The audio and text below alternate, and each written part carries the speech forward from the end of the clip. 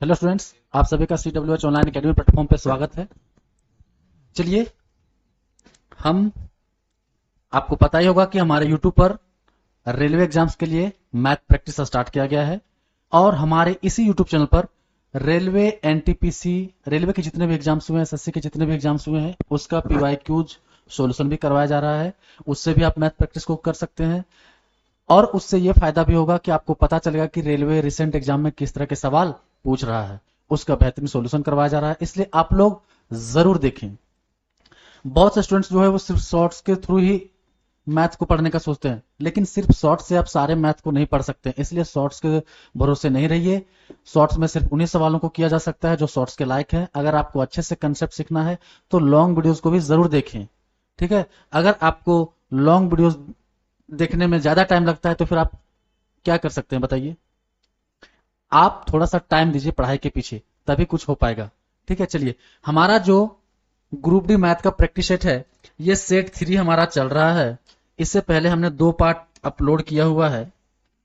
आप देखिए, हम डेली 10 सवाल 12 सवाल करवा रहे हैं, जिसमें आपके पिछले ग्रुप डी के भी एग्जाम्स हैं, सवाल हैं और अपने तरफ से भी सवाल है। प्लस में जितने भी सवाल ऐसे लग रहे हैं जो अच्छे हैं, कंसेप्चुअल है, मैं उन्हें ले रहा हूं।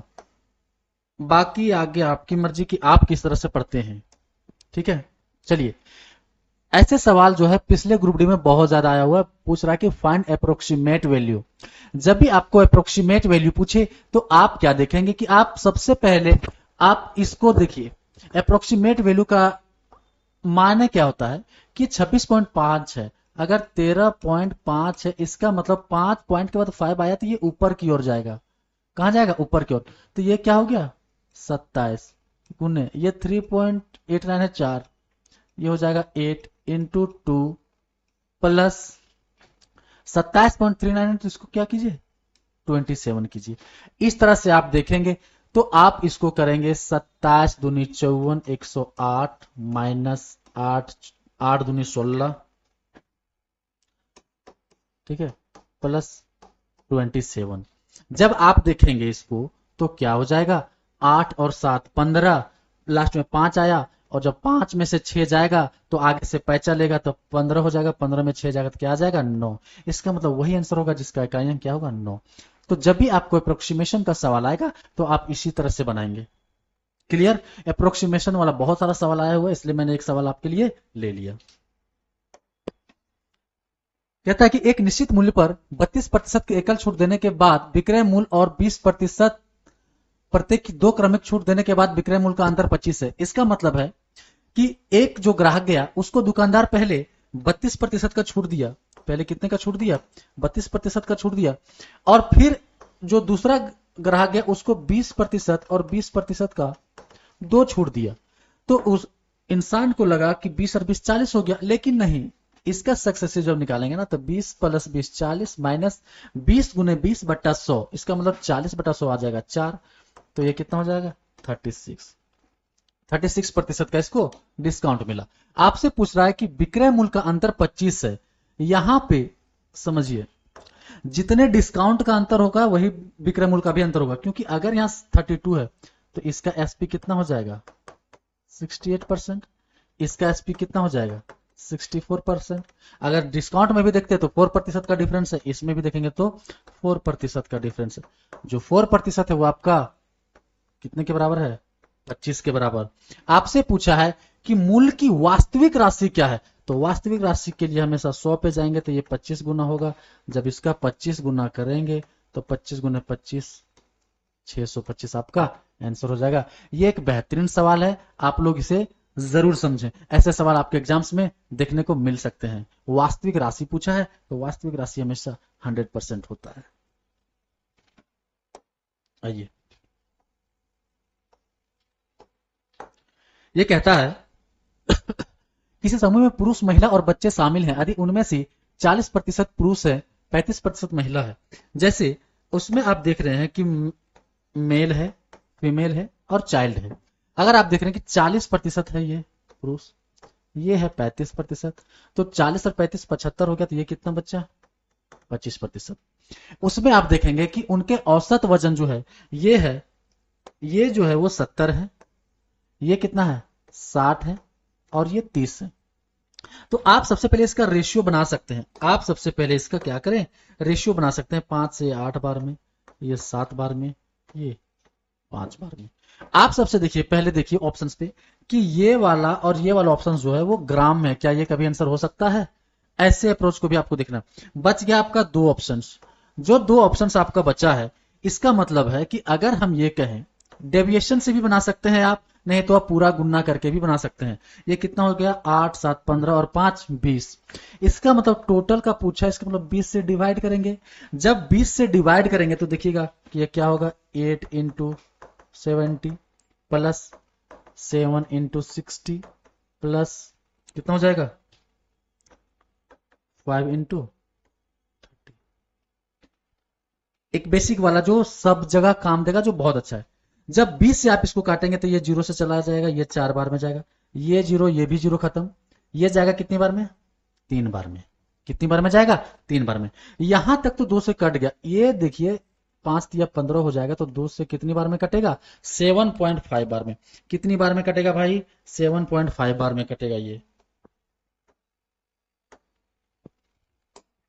ये 7.5 बार में कटेगा। तो आप जब देखेंगे इसको तो ये 7 चौक 28 होगा, प्लस 7 या 21 होगा, प्लस 7.5 होगा। 0.5 तो दोनों में है, लेकिन आप सबसे पहले क्या देखेंगे, 8 और 1 9, 9 और 7 16, लास्ट में क्या आ रहा है 6। 0.5 के पहले क्या आ रहा है 6, तो आपका ये होगा। ठीक है, लेकिन अगर आप एग्जाम्स में ऐसे बनाएंगे तो आपको प्रॉब्लम हो सकती है। तो आप क्या करेंगे कि जैसे आपका वैल्यू है 70 60 30, तो आप क्या करेंगे, इस छोटे को बोलेंगे ना कि छोटा ही हमारा पूरा एवरेज है। हम मान लेंगे कि हमारा छोटा ही पूरा एवरेज है पूरे ग्रुप का। लेकिन ये तो 40 ज्यादा है। 40 कितने पे ज्यादा है, 8 पे। तो 40 8 पे ज्यादा कितना हो गया 320, प्लस ये 30 ज्यादा है कितने पे, 7 पे। 30 सत्ते 210। इसको कितने लोग बांटेंगे भाई, 8 7 15 और 5 20 लोग बांटेंगे। जब इसको काटेंगे 2 से 0 खत्म, ये 2 से कटेगा 16 बार में, और ये कटेगा कितनी बार में 10.5। जब इसको करेंगे तो 30 और 16 46 और 10 56, 56.5। मैं आपको बेसिक भी बताता हूं, क्योंकि बहुत से स्टूडेंट्स को ये समझने में प्रॉब्लम होता है। तो मैं आपको बेसिक भी बताता हूं कि आप पूरे कैसे निकाल के बना सकते हैं। ठीक है, सबसे पहले मैं एक बात बता दूं कि सिर्फ शॉर्ट से अगर मैथ पढ़ने का कोशिश करेंगे तो वो नहीं हो पाएगा। आप जो है वो शॉर्ट्स के साथ साथ लॉन्ग वीडियोस को जरूर देखें। स्टूडेंट सभी सोचते हैं कि यार शॉर्ट से ही पूरा मैथ पढ़ लेंगे, तो वो नहीं हो पाएगा, वो नहीं हो पाता है। ठीक है, तो आप थोड़ा सा समझें बात को, थोड़ा सा टाइम दें, क्योंकि शॉर्ट्स में आप वही सवाल सीख पाएंगे जो शॉर्ट्स के लायक है। जिसमें अच्छे कंसेप्ट लगेंगे उसको आप शॉर्ट्स में नहीं सीख पाएंगे। इसलिए आप लॉन्ग वीडियोस को भी जरूर देखें। लॉन्ग वीडियोस हमारे यूट्यूब पे चल ही रहे हैं, आपको पता ही होगा। ठीक है, चलिए आइए इस सवाल का सॉल्यूशन करते हैं। कहता है कि 9 के 3 क्रमागत गुणजों का योग इतना है, तो सबसे बड़ा गुणज क्या होगा। देखिए जो भी गुणज होगा, एक होगा 9, एक होगा 9x प्लस 9, एक होगा 9x प्लस 18। गुणज का मतलब 9 बढ़ते जाएगा। आप सबसे पहले समझिए कि जो भी हमारा बड़ा संख्या होगा वो 9 से कटेगा। तो आप ये भी लगा सकते हैं, लेकिन इसमें सारे ऑप्शंस जो हैं वो 9 से कटने वाले हैं। आपसे कहा कि 9 के सभी 3 गुणजों का योग 2457 है। एक बात बताइए भाई, जब भी 3 गुणज लेगा तो इन तीनों को लेगा। तो जो आपका इसका कंसेप्ट क्या है आप समझिएगा कि 9 को 2 बार बढ़ाना, अगर 3 बार है तो 2 बार बढ़ाना है, 4 है तो 3 बार बढ़ाना है। तो 9 और 18 27। सबसे पहले 2457 में अगर हम 27 बढ़ा दें तो कितना आ जाएगा 2430। इसके बाद जो हमारा संख्या है कितना होगा, 3 बार जाएगा तो कितना हो जाएगा 27। 27 से 9 बार में जाएगा, इसका मतलब x का वैल्यू कितना आ गया 90। आपसे पूछा है सबसे बड़ा वाला, तो 90 से 9 9 81, 810 प्लस 18 828 आपका आंसर हो गया। इसमें आप अगर ये सोचेंगे कि हम 2457 बटा 9 करके बना लें तो ये मुश्किल होगा। ये मुश्किल हो सकता है, क्योंकि आपको जो है सबसे पहले बोला गया कि 9 के 3 क्रमागत गुणज है। अगर 9 के 3 क्रमागत गुणज है भाई, तो आपको सबसे पहले समझना पड़ेगा, क्या समझना पड़ेगा कि 9 के 3 क्रमागत गुणजों का योग 2457 है। तो सबसे पहले समझिए कि अगर 9 का 3 क्रमागत गुणज है तो 9 आएगा, उसके बाद में 9 बढ़ के आएगा, उसके बाद 18 बढ़ जाएगा, तो 18 और 9 27। सबसे पहले आप 2457 में 27 घटा दीजिएगा, डायरेक्ट, ऐसे नहीं करना है आपको। कितना हो जाएगा? 2430।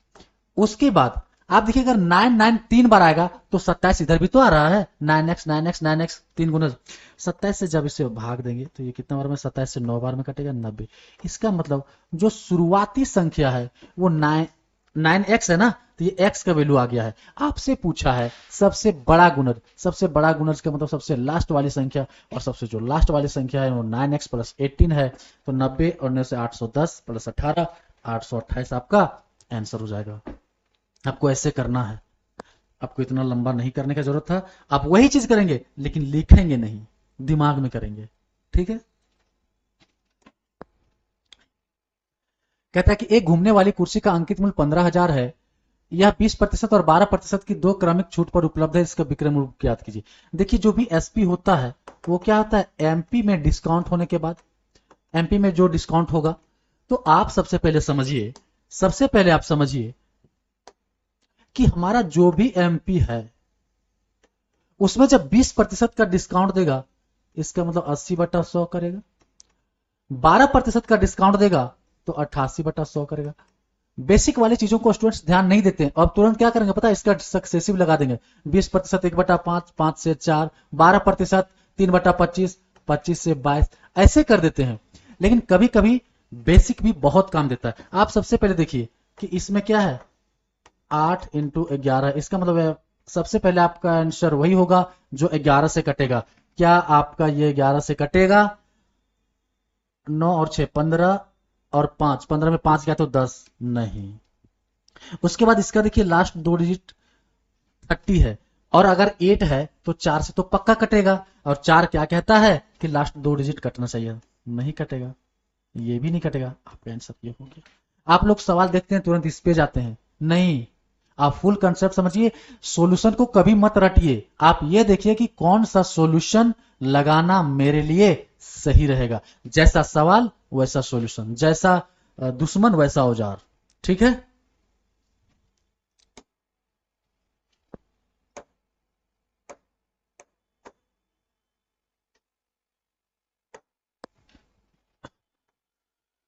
कहते एक समांतर चतुर्भुज, समांतर चतुर्भुज है या सम चतुर्भुज है भाई, ये गलत हो गया, ये सम चतुर्भुज है।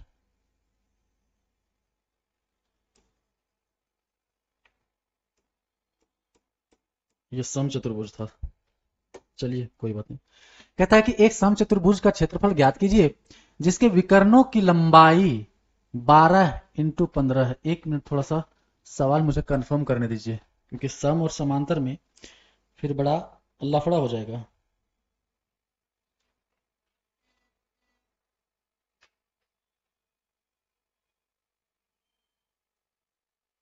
सम चतुर्भुज है, बोले ना सम चतुर्भुज होगा।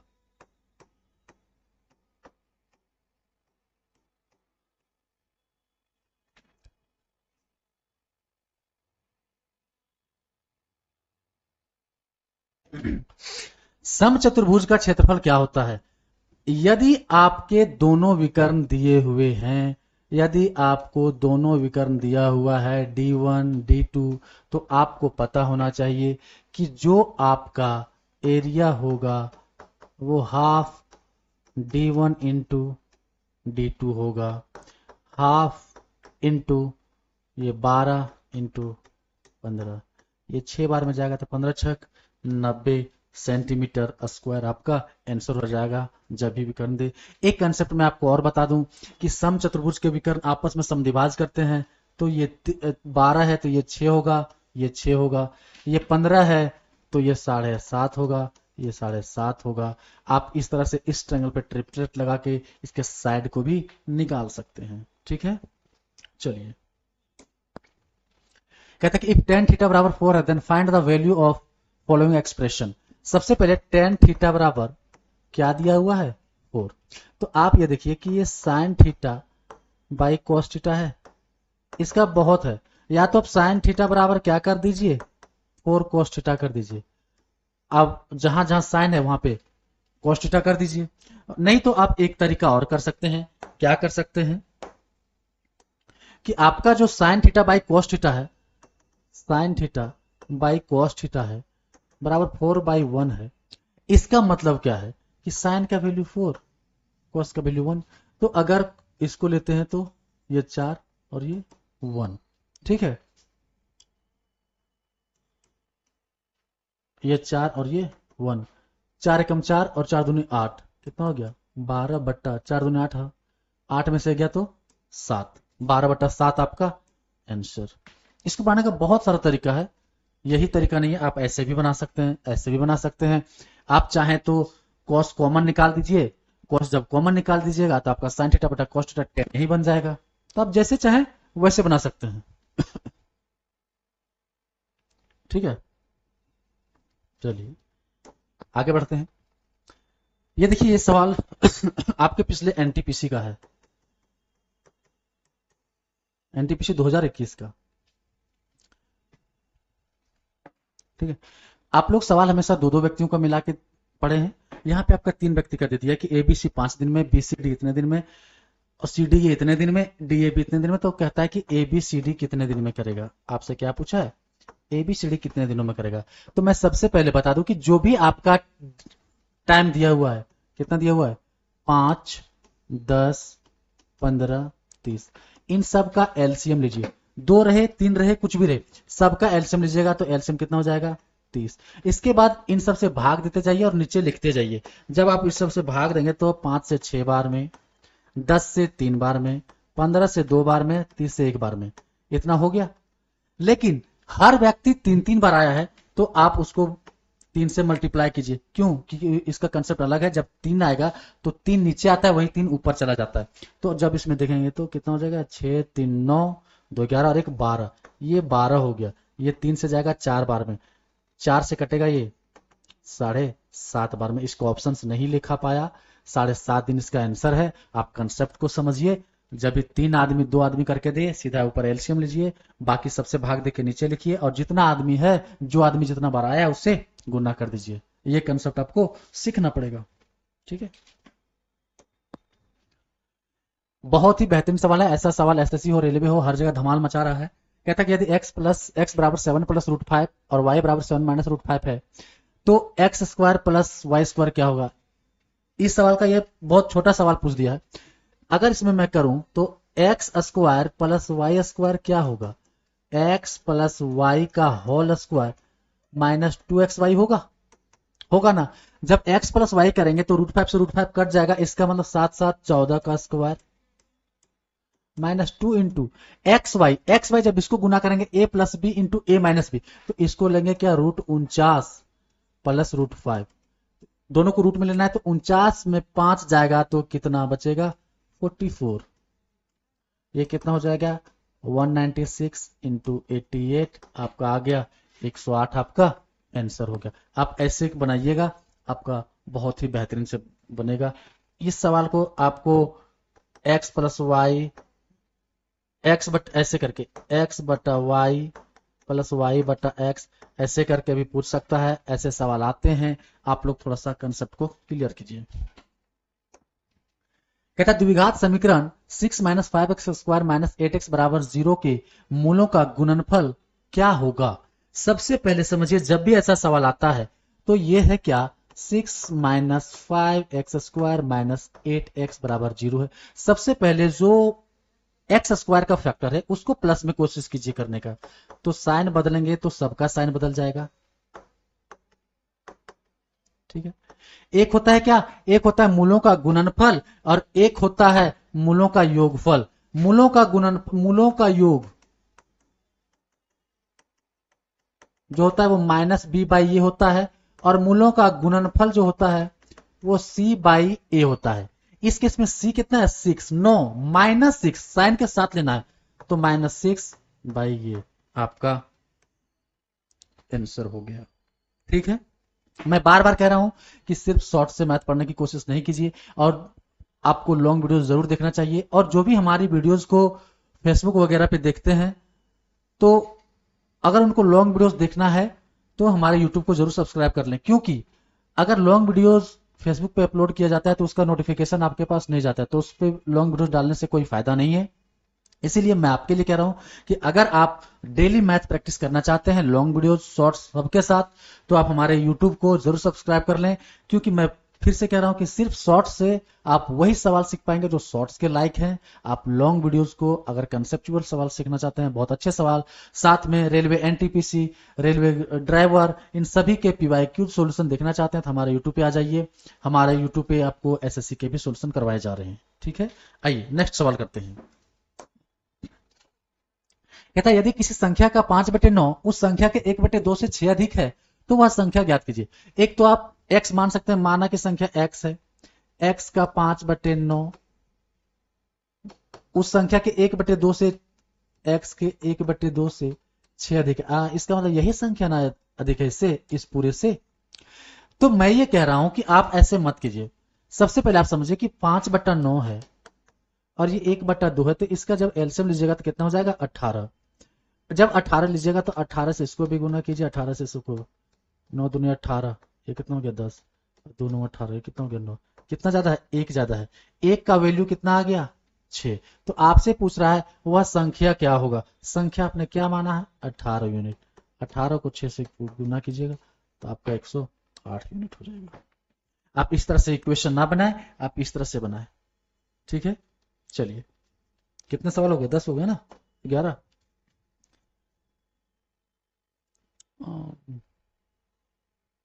ये सवाल इनकम्प्लीट है, ये सवाल इनकम्प्लीट है। इसके बाद मैं आगे कराऊंगा। ये कह रहा है कि the area of a square is 36 centimetre, find the area of a square formed by joining the mid points of its side. क्या कह रहा है, अच्छा देखो एक स्क्वायर है, ठीक है, इसका जो एरिया है, समझिएगा, इसका जो एरिया है वो कितना है 36 cm स्क्वायर। क्लियर। आप जब इसके साइड्स को, मिड पॉइंट्स को, इसका मिड पॉइंट यहां है, देखिएगा, इसका मिड पॉइंट यहां है, इसका मिड पॉइंट यहां है, इसका मिड पॉइंट यहां है, इसका मिड पॉइंट यहां है। आप जब इसके मिड पॉइंट को बनाएंगे तो वो भी एक स्क्वायर बनेगा। तो पूछ रहा है कि इसका एरिया क्या होगा, इसका एरिया जस्ट इसका हाफ हो जाएगा। ठीक है, जब भी स्क्वायर के मिड पॉइंट को मिला के स्क्वायर बनाया जाता है तो उसका एरिया जो है वो हाफ हो जाता है। ठीक है, इसके बाद यहां के बाद आगे की क्लासेस, आगे के सवाल आगे की क्लासेस में की जाएंगी। मैं बहुत ज्यादा सवाल करवाऊंगा तो वीडियो लंबा हो जाएगा, तो आपका भी, आप जानते हैं कि अभी लॉन्ग वीडियोस देखना पसंद नहीं करते हैं, तो आप पहले इतना सवाल को देखें, फिर नेक्स्ट पार्ट में नेक्स्ट सवाल, आगे के सवाल आपके आते रहेंगे, डेली प्रैक्टिस आपको मिलता रहेगा। ठीक है, चलिए, थैंक यू।